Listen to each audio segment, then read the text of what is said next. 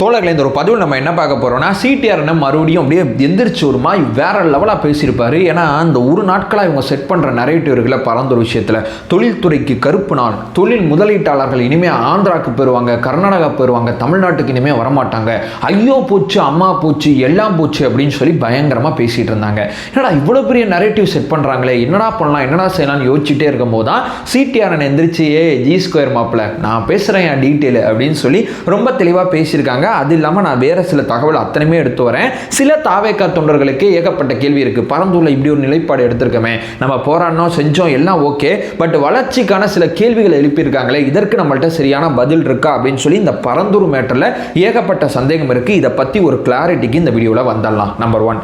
Number 2, கேமராவை அந்த பக்கம் திருப்புங்க அப்படிங்கிற கோரிக்கையை நம்ம தொடர்ச்சியாக வச்சுக்கிட்டு இருந்தோம். நம்ம அமைச்சர் பெருமக்கள் சட்டமன்றத்தில் பேசியிருந்தாங்க. அடிக்க போயிறாங்க திமுக எம்எல்ஏக்கள், குறிப்பாக அந்த வசந்தம் கார்த்திகேயன், பூண்டி கலைவாணன் நினைக்கிறேன், அவர் இந்த 2 பேர் என்ன சைகை செஞ்சுக்கிட்டு இருக்காங்க அப்படிங்கிறத விஷுவலாக நான் உங்கள்கிட்ட ஷேர் பண்ணுறேன். நீங்கள் பார்த்துட்டு வாங்க, அதற்கான உண்மைகள் அத்தனையுமே உங்களுக்கு புரியும். இது 2வது.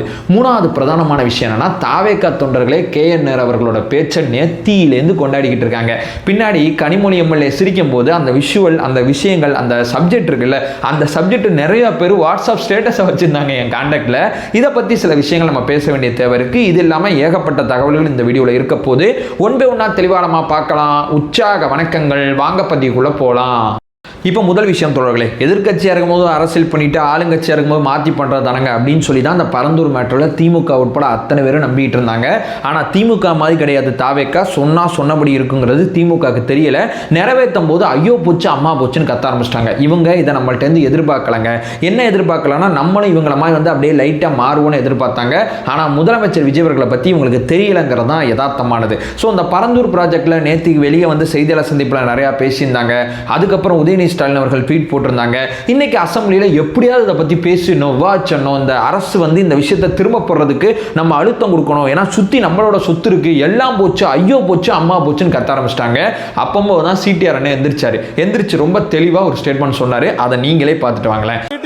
எல்லாருக்கும் எந்திரிச்சு உட்கார அளவுக்கு G2 மாப்பிள்ளைன்னு சொன்னா என்ன தவறு இருக்கு? G2 மாப்பிள்ளைன்னு ஊரே சொல்லுச்சு, என்ன தவறு இருக்கு?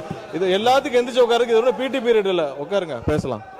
என்ன அடிச்சார்னா, G2 மாப்பிள்ள நீங்கள் என்ன பண்ணீங்க என்ன செஞ்சீங்க எல்லாம் எங்களுக்கு தெரியும், உட்காருங்க பேசும் அப்படின்ட்டாரு. பரந்தூர் விஷயத்தில் 90% இடத்த நாங்கள் இது பண்ணிட்டோம், வெறும் 10% அதை நீங்கள் பண்ணியிருந்தீங்கன்னா அவ்வளோதான், எல்லாம் கட்டியிருக்கலாம், முடிஞ்சிருக்கும், சென்னை எவ்வளோ தாங்கும், நீங்கள் என்ன பேசிகிட்டு இருக்கீங்க, உங்களுக்கு இதை பற்றிலாம் தெரியுமாடா புரியுமாடான்னு பயங்கரமாக பேசிகிட்டு இருந்தாங்க. ரொம்ப தெளிவாக சிடிஆர் ஒரு டேட்டா கொடுத்துருக்காங்க. பட்டா விளை நிலங்கள் அந்த பரந்தூர் ப்ராஜெக்ட்டுக்கு மொத்தமாக 5369 ஏக்கரில் அமையவ இருந்துச்சு. இப்போ அது கேன்சல் செய்யப்பட்டுச்சு. அதில் பட்டா விளைநிலங்கள் மட்டும் முப்போகம் விளையக்கூடிய அந்த விளைநிலம் எவ்வளோ தெரியுமா இருக்கு? 2750 ஏக்கர். நீர்நிலைகள் 1008 ஏக்கர். குடியிருப்பு மற்றும் மனைகள், சில மனைகள் காலி மனைகளாக இருக்கு, அது 922 ஏக்கர். மேய்ச்சலுக்கு பயன்படுத்துவாங்கல்ல தரிசு நிலங்கள், அது 689 ஏக்கர். இப்போ அந்த 689 ஏக்கரும் அந்த நீர்நிலைகள் இருக்கக்கூடிய 1008 ஏக்கர் டோட்டலாக பார்த்தீங்கன்னா இந்த மொத்த ப்ராஜெக்டில் 30% இடங்கள் அரசாங்கத்திட்ட இருக்கு, 70% விவசாய நிலங்களாகவும் குடியிருப்பாகவும் தனியார்ட்டையும் இருக்கு. இந்த தனியார் நம்ம சொல்றோம்ல, அதுல ஒரு சில விஷயங்கள் இவங்க பணம் கொடுத்து செட்டில்மெண்ட் கொடுத்து எடுத்திருக்காங்க. ஆனா விளைநிலங்கள் அந்த விவசாயிகள் இருக்கக்கூடிய குடியிருப்புகளை இவங்களால தொட முடியல. இப்போ வரைக்கும் அவங்க போராட்டம் பண்ணிட்டு இருந்தாங்க. அந்த போராட்டத்தில் நம்ம முதலமைச்சர் விஜய் அவர்களும் பங்கேற்றாங்க. முதலமைச்சர் விஜய் அவர்கள் பங்கேற்பதற்கு முன்பு அந்த போராட்டம், பங்கேற்ற பின்பு அந்த போராட்டம் சொல்லி அந்த போராட்டத்தை 2ஆ பிரிக்கலாம். இவங்க சொல்ற 90% உண்மைக்குமே பொய்யான தகவல். 48% நிலங்கள் மட்டும்தான் இவங்களால இவங்க பணம் கொடுத்து அந்த நிலங்களை மட்டும் அரசுடைமை ஆக்கியிருக்காங்க. மற்றபடி வேற எதுவுமே செய்யல. இந்த 48% ஆல்ரெடி நீர்நிலைகள் இருக்கு. அந்த நீர்நிலைகள்லாம் கணக்கு காமிச்சு 48% சொல்லிட்டு இருக்காங்க. மற்றபடி இதுல வேற எந்த அளவும் உண்மை இல்லை. சரிப்பா, பரந்தூர்ல விவசாயம் விளைநிலம் நான் ஒத்துக்கிறேன், உன் பாயிண்ட் ஆஃப் வியூ அங்க அமைக்க வேணாம், வேற எங்க அமைக்கலாம் அப்படிங்கிறது ஒரு பாயிண்ட் இருக்குல்ல. இப்போ இதை கேன்சல் பண்ண போறோம், இதுக்கு பதிலாக இங்க அமைக்க போறோம், அப்படி அரசாங்கம் சொல்லியிருந்தா நல்லா இருந்திருக்கும் அப்படின்னு சொல்லி நிறைய பேர் சொன்னீங்க. அதையும் அரசாங்கம் சொல்லியிருக்குங்க. வேற இடத்த நாங்க பார்த்துட்டோம், அந்த இடத்துல இருக்கக்கூடிய தொழில்நுட்ப ரீதியாக இருக்கக்கூடிய விஷயங்களை நாங்கள் துறைக்கு அனுப்பிச்சிருக்கோம். ஏன்னா சென்ட்ரல் கவர்மெண்டோட டிபார்ட்மெண்ட் தான் வந்து பார்க்கணும். அவங்க பார்த்த பிறகு அந்த இடம் எந்த இடம், அது கரெக்டாக இருக்குமா, இது கரெக்டாக இருக்குமா, இது சரியாக இருக்குமாங்கிறத பார்ப்போம்.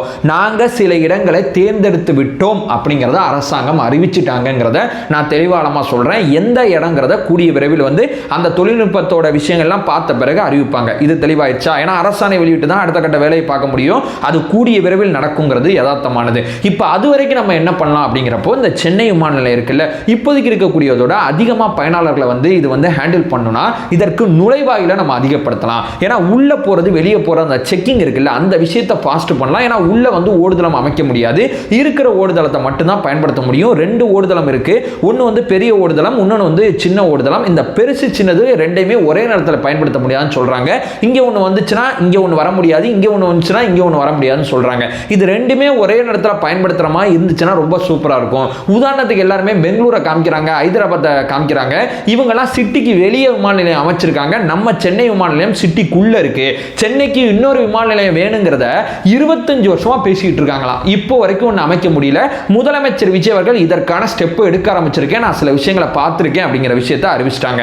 அது வரைக்கும் என்ன பண்ணலாம் அப்படின்னு யோசிக்கும் போது தான் டெர்மினல் 3 அப்படிங்கிறத ஆல்ரெடி வந்து அங்கே கட்டிக்கிட்டு இருக்காங்க. இப்போ டெர்மினல் 5 நுழைவாயில அதிகப்படுத்துவோம். உள்ள வந்து ஏகப்பட்ட செக்கிங்லாம் போயிட்டு தானே அந்த விமான நிலையத்தில் நம்ம ஏற முடியும் விமானத்தில்.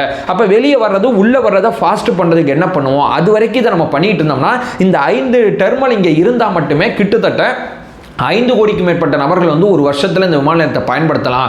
அப்போ இதை நம்ம பண்ணுறதுக்குள்ள இதை நம்ம பண்ணி முடிச்சிட்டோம்னா அதற்கு நடுவில் நம்ம இன்னொரு விமான நிலையத்தை சென்னை கட்டிடலாம் அப்படிங்கிற பிளானில் தான் இந்த அரசாங்கம் இருக்காங்க. அதாவது சீமானன் பாலிடிக்ஸ்னா சென்னைக்கு எதற்கு விமான நிலையம், தாவேக்காவோட நிலைப்பாடுனா பரந்தூரில் அந்த விமான நிலையம் வேணாம், நமக்கு இன்னொரு விமான நிலையம் நிச்சயமாக தேவைங்கிற நிலைப்பாட்டில் தான் நம்ம இருக்கோம். இவங்க வளர்ச்சிக்காண்டி யோசிக்கல, அவங்களுக்காண்டி யோசிக்கிறாங்க அப்படிங்கிறதான் சிடிஆர்என் வெட்ட வெளிச்சமாக அசம்பிளியில் காமிச்சிட்டாங்க. இது ஒன்றாச்சா? இப்போ 2வது மேட்டர் நான் சொல்கிறேன். இது என்னது? அதாவது முஸ்தபா எம்எல்ஏ, தாவேக்காவோட எம்எல்ஏ அசம்பிளியில் பேசும்போது ஒரு கருத்தை பதிவு செய்கிறாரு. அது அவை குறிப்பிலேருந்து நீக்கப்பட்ட கருத்து. அதை நான் இங்கே பதிவு செய்ய விரும்பலை. அவர் வந்து தன்னுடைய அறிமுக உரை, கன்னி பேச்சுன்னு சொல்லக்கூடாது, நேற்றே சொல்லிட்டாங்க. ரொம்ப அற்புதமான விஷயம். இது ஒரு அறிமுக உரையில் வந்து அவர் ஏகப்பட்ட விஷயங்களை பேசிட்டு வரும்போது 1999 நடந்த ஒரு ஸ்டேட்மெண்ட்டை சொல்லி திமுக எங்களை அப்படி சொல்லிச்சுங்க அப்படின்னு சொல்லி வருத்தமாக பேசினார். அந்த கருத்துக்கு பதில் கருத்து தெரிவிக்கலாம். இடத்த விட்டு எந்திரிச்சு வந்து இந்த வசந்தம் கார்த்திகேயன்லாம் ஓவராக பண்ணுறாங்க. உண்மைக்குமே எந்திரிச்சு வந்து அப்படியே அடிக்க பாயிறது செய்கிறது ஏவாவெல்லாம் தடுக்க முற்படுறார். எல்லா விஷயமும் உங்களுக்கு சைடில் ஓடிக்கிட்டு இருக்கும், நீங்க பார்த்துட்டு இருப்பீங்க. தடுக்க முற்படுறார். அப்படி இருந்தும் அவர் அப்படியே தாண்டி வராருங்க. ரவுடிசம் பண்றவங்க அசம்பிளிக்கு போறீங்க, ஒரு கருத்தை வந்து பேசுறாங்க, அதே கருத்தை வந்து தாகிரா எம்எல்ஏ அவர்களும் வழிமுடிறாங்க. அதே கருத்தை பார்த்தீங்கன்னா மிக முக்கியமா நம்மளுடைய பர்வீஸ் அவர்கள் இருக்காங்களா, அமைச்சர் அவர்கள், அவரை பேச விடுங்கன்னு சொல்லி அந்த கருத்து உண்மையா பொய்யா அப்படின்னு கேட்கும் போது அதற்கான ஆதாரம் என்கிட்ட இருக்குன்னு சொல்லி முஸ்தபா அவர்கள் சபாநாயகர்கிட்ட வந்து காமிக்கிறார். அந்த ஆதாரத்தை சபாநாயகர் அந்த ஆதாரத்தை பார்த்துட்டு என்ன சொல்றாருன்னா, இது பழைய விஷயங்க, இப்போதைக்கு நம்ம தொட வேணாங்க, அது நடக்கவே இல்லை, அப்படி ஒன்று கிடையவே கிடையாதுலாம் கிடையாது, அப்படி அவங்க பண்ணதான் அவங்க அசம்பிளியில் பேசுறாங்க. அதற்கு நீங்க ரியாக்ட் பண்றதுக்கு உட்கார்ந்த இடத்துல இருந்து ரியாக்ட் பண்ணலாம். சபாநாயகர் எந்திரிச்சாருன்னா நீங்க அனைவருமே உட்காரணும். எங்க உறுப்பினர்களை உட்கார வச்சிடுறாங்க. ரொம்ப நாளாவே என்னன்னா இது நம்ம ஏத்துக்கொள்ளவே கூடாது. அது கொரோனா நாளா யோசிக்கணும். இப்ப என்ன நடந்தது, கேமரால காட்டினாங்களா தெரியல. அவரு மாண்புமிகு சட்டமன்ற உறுப்பினர் தான் இடத்தை விட்டு வசந்தம் கார்த்திகேயன் அடிக்கிறதுக்கு பாஞ்சு வந்து ஏவா வேலுன்னா கட்டி பிடிச்சு அணை கட்டி தடுக்கிறார். மதிப்பிற்குரிய பூண்டி கலைவாணன் அங்க இருந்து அடிக்கிறதுல வந்து அடிக்கிறதுக்கு வராரு. இந்த உருட்டல் மிரட்டலுக்கெல்லாம் மதிப்பிடக்கூடிய கட்சி தமிழக வெற்றி கழகம் அல்ல. இது போன்ற அநாகரிகமாக நாகரிகமற்ற உருட்டுறது மிரட்டுறதுனாலதான் தமிழக மக்கள் தகுந்த தீர்வு கொடுத்து அங்க பேர் வச்சிருக்காங்க. உங்க உறுப்பினர்ல ஏவாவேலு அவர்கள் வந்து தடுக்க முற்படுறாருங்க. ஏவாவேலு அவர்களோட பேச்சையே வசந்தம் கார்த்திகேயன், இந்த பூண்டி கலைவாணர் இவங்களாம் கேட்கவே மாட்டாங்க. அப்படியே கத்துறாங்க. ஒரு அசம்பிளி எப்படி நடந்துக்கணும்னு கூட தெரியலையா அப்படிங்கிறதான் எங்களை போல இளம் பிள்ளைகள் பார்த்துட்டு இருக்காங்க, இந்த விவாதங்கள் பார்த்துக்கிட்டு இருக்காங்க, குழந்தைகள் பார்த்துட்டு இருக்காங்க, மிக முக்கியமாக தாய்மார்கள் பார்த்துட்டு இருக்காங்க. இந்த மைக் இருக்குல்ல, அந்த மைக்கு கண்ட்ரோல் மட்டும் சபாநாயகர்கிட்ட இல்லைன்னு வைங்களேன், கேட்கக்கூடாத பல வார்த்தைகள்லாம் நம்ம அசம்பிளியில் கேட்போங்கிறது தான் யதார்த்தமானது. அதெல்லாம் பார்த்துட்டு தான் நம்ம தாவேக்காவோட அமைச்சர்கள், நம்ம தாவேக்காவோட எம்எல்ஏக்கள் ரியாக்ட் பண்ணுறாங்க. இவ்வளவு பொறுமையாக அவங்க ஹேண்டில் பண்ணுறது நம்ம வெற்றி தலைவர் விஜய் அவர்களோட கண்ட்ரோலில் தான் இருக்குது. ஏன்னா விஜய் நாக்கு இந்த மாதிரி விஷயங்கள்லாம் பிடிக்காதுங்கிறது நம்ம ஆளுகளுக்கு தெரிஞ்சதுனால தான் ரொம்ப தெளிவாக ரொம்ப அமைதியாக தன்னுடைய அணுகுமுறையை கடைபிடிக்கிறாங்க. ஆப்போசிட்டை கண்ட்ரோல் பண்ணுறதுக்கு உதயநிதி அவர்கள் அசம்பிளியில் இருக்கணும். அவர் வந்து பொதுவாக இருக்கிறது இல்லை, சில நாள் வரமாட்டாரு. ஏன்னா ஒரு எதிர்க்கட்சி தலைவராக அவருக்கு நிகழ்ச்சிகள் இருக்குங்கிறத என்னால் புரிஞ்சுக்க முடியுது. அவர் இல்லைனாட்டி வேற யாராவது அதை கண்ட்ரோல் பண்ணும்ல, கொறடாவது கண்ட்ரோல் பண்ணும்ல. ஏவாவேல் அவர்களோட பேச்சையோ கேஎன்ஆர் அவர்களோட பேச்சையோ திமுக எம்எல்ஏக்களே கேட்க மாட்டாங்க. அப்படிப்பட்ட ரவுடிஷத்தை அங்கே பண்ணிக்கிட்டு இருக்காங்க. இதெல்லாம் பார்த்துக்கிட்டு தான் இருக்கும் லைவ்ல. எங்கே போகிறது எங்கே போய் சொல்கிறதுங்கிறது நமக்கு தெரியல. இது ரெண்டாவது விஷயம். மூணாவது பிரதானமானது, நேற்று அசம்பிளியில் பேசும்போது கேஎன்ஆர் அவர்கள் எந்திரிச்சு ஒரு மேட்டரை பேசியிருப்பாரு. நான் பேசுறதுக்கு முன்னாடி நான் வந்து விஷுவலா போடுறேன், நீங்க அதை பார்த்துட்டு வாங்களேன். கேட்டமா கூட்டணியில் மந்திரி சபை என்று கேட்டமா, கிடைக்கவில்லை. A few moments later. ஒவ்வொரு வார்த்தையும் அவர் கவிஞரா இருக்கலாம், அதுக்காக ரெண்டு தடவையா பதிவு பண்றது? ஒவ்வொரு வார்த்தையும் ரெண்டு தடவை எப்படிங்க?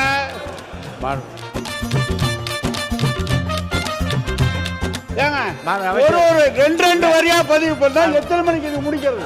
அமைச்சர் ஆக்சுவலாக இதை நான் எவ்வளோ டைம் பார்த்தேனே தெரில. சிரித்து என்னால் சிரிப்பை கண்ட்ரோல் பண்ண முடியல. குறிப்பாக அந்த கனிமொழி எம்எல்ஏ இருக்காங்கல்ல, தாவேகா எம்எல்ஏ, அவங்க சிரிக்கிறத பார்க்கும்போது நமக்கு இன்னும் சிரிப்பு வருது. அவர் முதல் தடவை பேசுகிறாருங்க மானிய கோரிக்கையில். அவர் வந்து முதல் தடவை எம்எல்ஏ, முதல் தடவை அமைச்சராக இருக்கார். எந்திரிச்சு பேசும்போது நீங்கள் கவிஞர் தாங்க, அதுக்குன்னு ஒவ்வொரு ஸ்டேட்மெண்ட்டாக 2 தடவை சொல்லுவீங்களா? சொன்னீங்கன்னா என்னைக்குங்க அசம்பிளி முடிக்கிறதுன்னு கேட்டார் பாருங்க ஒரு மேட்ரு. பா, இந்த மாதிரி நீங்கள் பண்ணுறதை நாங்கள் பாராட்டுறோம்.